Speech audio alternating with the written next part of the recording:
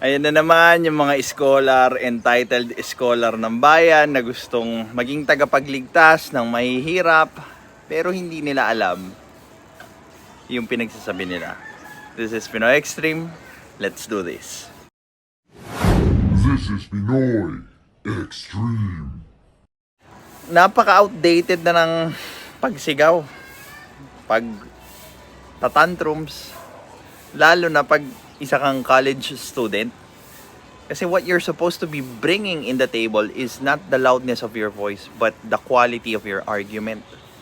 If your argument has quality, and I do not see any reason why the big companies that you're shouting at will not adopt whatever you are trying to tell them. Hindi mo kailangan magsigaw, hindi mo kailangan magwala dyan. Kailangan mong iparating sa kanila na kung ano man yung gusto mo will actually benefit more, if not all people. But since you are an entitled woke, mas gugustuhin mo na lang ipilit yung mga gusto mo mangyari kaysa makipag-argumento kung maganda ba or hindi yung gusto mo mangyari. Sabi ni Thomas Sowell, activism is a way for useless people to feel important, even if the consequences of their activism are counterproductive for those they claim to be helping and damaging to the fabric of society as a whole. So, sabi ng mga nag-aaktivista na yan, tinutulungan nila yung mahihirap, pero sa paanong paraan?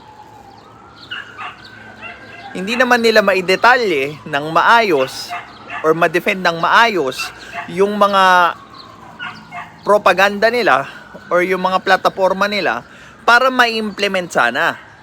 Kasi wala talagang problema kung maganda, feasible yung pinagsasabi ng mga aktivista na yan. Bakit hindi i-adapt ng society yan?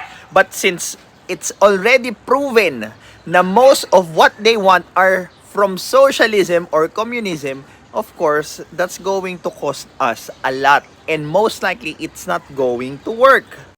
Kaya nga, yung iba na be-brainwash na umakyat ng bundok, it's because they always tell to their members that the government will not listen to your pleas. Well, I beg to disagree. The government is ready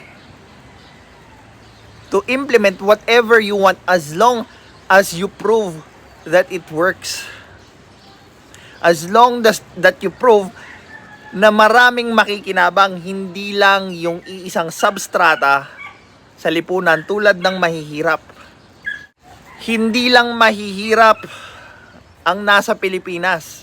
Marami dito na bumubuhat sa mga mahihirap katulad ng middle class still existing, and kung ano man yung gusto mo might not benefit the other classes sa lipunan, like for example middle class, upper middle, up until the rich. So pakiusap, wag nyo nang lokohin yung mga sarili nyo at mag-feeling na importante kayo or may pakinabang kayo sa bansa kung saan wala naman kayong ginawa kundi magsisigaw lang. Sabihin nyo nagcha-charity kayo, bakit parang utang na loob namin na nagcha-charity kayo? 'Di ba gusto niyo tumulong? Yung pagsigaw-sigaw nila sa kalsada saying that they are for pro-poor, it's actually a part of virtue signaling or some form of virtue signaling. Ano yung virtue signaling? Yun yung mga ginagawa ng tao para ipakita sa public na mabuti silang tao. And that for me is a big hypocrisy. Kasi kung mabuti ka talaga, hindi mo kailangang ipagduldulan sa mukha ng ibang tao na mabuti ka. At ito yung values mo. Dahil kung mabuti ka talagang tao, tao mismo yung magsasabi niyan.